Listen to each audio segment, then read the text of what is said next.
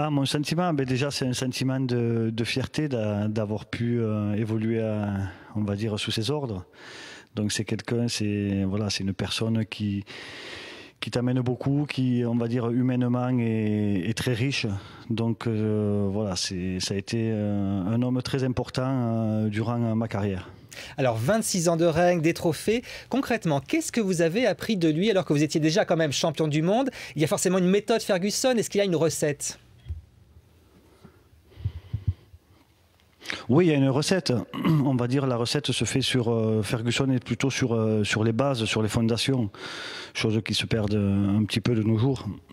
Donc Alex Ferguson était quelqu'un qui faisait participer vraiment toute l'équipe. Et quand je parle de l'équipe, on va dire ce sont les joueurs, mais c'est aussi le staff technique, c'est tout l'encadrement du club. Et on va dire avec Ferguson, tout le monde était logé à la même enseigne. Il a réussi, on va dire, à faire de ce club qui est, on va dire, sur Manchester et le club un peu people, vu que le club du peuple c'est Manchester City. Il a réussi à vraiment à donner cet esprit de famille à ce club. Donc c'était là où était son point fort, quoi. Et tout ça se basant sur les valeurs humaines et le respect.